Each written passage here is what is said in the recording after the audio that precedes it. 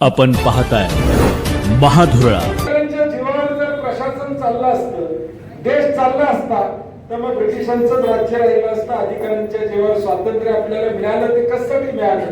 तर लोकशाही जीवन ठेवायसाठी हे स्वातंत्र्य मिळालं. परंतु दुर्दैवाने गेल्या 5 वर्षामध्ये आमच्याकडे नगरसेवक नाही आणि जी काही सत्ता आहे ती महायुतीची सत्ता 3 वर्ष झालं या महापालिकेवर आहे. पालकमंत्री दर आठवड्याला महापालिकेमध्ये जातात, आपण बघतोय ते अधिकाऱ्यांना छापतात. दुसऱ्या दिवशी अधिकारी भेटला की परत शांत होतात, परत छापतात, परत शांत होतात. त्यामुळं बघतोय आपण दर आठवड्याला राजेश क्षीरसागर किंवा हे सगळे लोक तिथं जातात. मग कशा अधिकाराने जातात? महायुतीची सत्ता असल्यामुळेच ही मंडळी तिथं जातात आणि अधिकार घालतात. आणि आता म्हणतात की महापालिकेमध्ये आम्ही अमकं करू तमकं करू. माझं म्हणणं त्यांना यायचं आहे, 3 वर्ष तुमची सत्ता होती, तुम्ही या 3 वर्षामध्ये का करू शकला नाही, हा माझा प्रश्न त्यांना मूळ या ठिकाणी. जर 3 वर्ष त्यांनी खड्डेमुक्त कोल्हापूर केलं असतं, धुळामुक्त कोल्हापूर केलं असतं, पार्किंगची व्यवस्था चांगली केली असते, तर माझ्या काँग्रेस पक्षाकडे मला उमेदवारच मिळाले नसते. लोक म्हणले असते, साहेब लई चांगलं काम तिने केलं, उभारून का उपयोग होणार नाही. 400 लोकांनी माझ्याकडे काय उमेदवारीसाठी अर्ज केला नसता.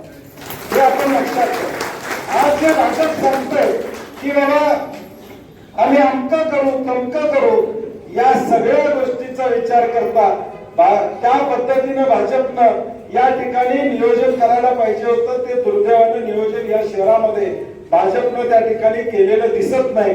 हे मला मुद्दामून आपल्याला या ठिकाणी सांगायचं. आणि म्हणून ही निवडणूक कोल्हापूर शहराच्या दृष्टीनं का महत्वाची आहे? कोल्हापूर कसं तुम्ही म्हणशीला तसं, हे आम्ही मोहीम काढली आणि लोकांना सांगितलं की तुम्ही आम्हाला सूचना द्या की आता कोल्हापूरमध्ये नेमकं काय पाहिजे, रस्त्याबद्दल काय करायचं आहे, ड्रेनेज बद्दल काय करायचं आहे, हवामान प्रदूषण वाढलेलं आहे त्याच्याबद्दल आम्ही काय केलं पाहिजे, भटक्या कुत्र्यांचा विषय माझ्या पुढे या ठिकाणी आला, रोजगार इथं वाढला पाहिजे याचा विषय माझ्या पुढे आला. आज मी हे मागतोय, कोल्हापूरकरांच्याकडनं सूचना मागतोय, कारण की माझा 7 तारखेला जाहीरनामा ज्यावेळी येईल त्यावेळी तुम्ही लोकांनी सांगितलेल्या गोष्टी या जाहीरनाम्यामध्ये असणार. मी घरात बसून जाहीरनामा करू शकलो असतो, मला काय अवघड नव्हतं. रस्ते चांगले केले जातील, अमुक तमुक केलं जाईल, परंतु मी तुमची इन्व्हॉल्वमेंट का केली आहे?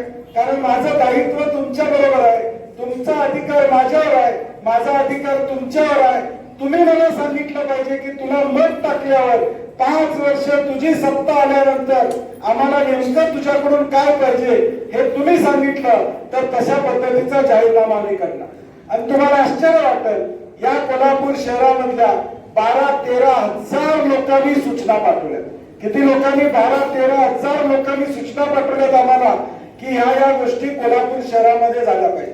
आणि त्यातल्या 70% लोकांच्या सूचना, पहिलं काम रस्ते तेवढे व्यवस्थित करा, कंबरनं मोडले रस्ते, मनके मोडले, रस्ते तेवढे व्यवस्थित करा, हा मेजर प्रॉब्लेम या ठिकाणी. आणि म्हणून माझा भाजपला सवाल आहे, 3 वर्ष तुम्ही का केलं नाही? 3 वर्ष या गोष्टी का केल्या नाही? 100 कोटीतले रस्ते पहिल्या पावसाळ्यातच निघून गेले हे कोल्हापूरकरांनी पाहिलं, वाहून गेले हे कोल्हापूरकरांनी या ठिकाणी पाहिलं. मग नेमका तुमचा कारभार हा लोकाभिमुख होता का? नेमका तुमचा कारभार जनताभिमुख होता का 3 वर्षातला? तर हे जनताभिमुख नव्हता, हे मला मुद्दामून आपल्याला सांगायचं. आम्ही मागच्या वेळी कोल्हापूरला आश्वासन दिलं होतं, थेट पाईपलाईन आम्ही आणली, पुईखडीपर्यंत थेट पाईपलाईनचं पाणी आणलं. आता 90% शहरामध्ये इथं सुद्धा तुमच्याकडे थेट पाईपलाईनचंच पाणी येतंय. स्वच्छ जे पाणी येतंय, सर्दी पडसं तुम्हाला होत नाही, वळका थेट पाईपलाईनचं पाणी आहे. वर्षभरामध्ये थेट पाईपलाईनचं पाणी हे तुमच्याकडे पोहोचतंय. परंतु आता पुईखडीपर्यंत मी पाणी आणण्याचं काम केलं. पुढे शहरातल्या ज्या 36 टाक्या आहेत त्या टाकीमधून तुम्हाला योग्य दाबानं पाणी मिळवून देणं हे महापालिकेची जबाबदारी आहे. तिथं मालकच नाही, महापालिकेला मालक म्हणजे नगरसेवक नाही. म्हणून या पाण्याचा विचका या ठिकाणी झालेला आपण पाहतो, पाणी व्यवस्थित मिळत नाही. आज 178 MLD पाणी हे दररोज थेट पाईपलाईनचं काळंबवाडीतनं या ठिकाणी उचललं जातं, कोल्हापुरात आणलं जातं, परंतु वितरण व्यवस्था आमची व्यवस्थित नाही आहे. त्यामुळे पाणी आज योग्य दबावाने या ठिकाणी पोहोचत. स्वच्छ पाणी येतं हे तुम्ही मान्य करावं लागेल का नाही? स्वच्छ पाणी येते मान्य करावं, ठीक आहे. टायमिंग मागे पुढे होत असेल, कमी दबावाने येत असेल, कारण की आज फ्लॅट सिस्टीम एवढ्या वाढलेल्या आहेत आणि कोण असा माणूस नाही ज्याला मोठं. त्यांनी सांगितलं भ्रष्टाचार झाला.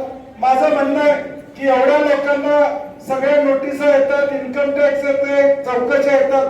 14 ते 19 भाजपची सत्ता होती, 22 ते आता 25 पर्यंत 3 वर्ष भाजपची सत्ता आहे. 8 वर्षात तुम्ही चौकशी करायला नको पाहिजे होती का बंटी पाटलाने पैसे खाल्लेत म्हणून? हे आज आरोप तुम्ही करताय. बंटी पाटलाच्या आजच्या पंजाब असतं एवढं आहे की काय आता उगाच माझी फार तुटून घेत नाही. त्यामुळे कुणाबद्दल काय बोलावं?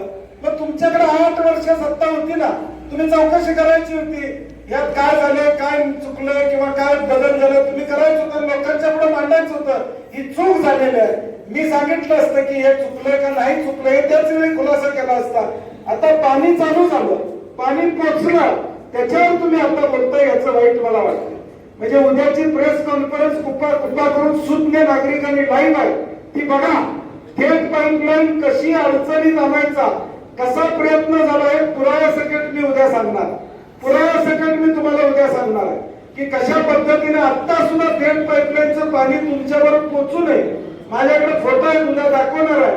जी वीज सप्लाय, विजेची लाईन थेट पाईपलाईनला जाते, त्या डांबाभोवतीची माती काढली 8 दिवसापूर्वी डांब पडावा म्हणून आणि वीज तुटावी.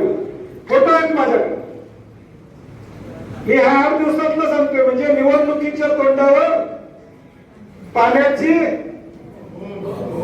वाढ आणि ते खापर परत यांना माझ्यावर गोळाला संधी मिळाली. एवढं नाही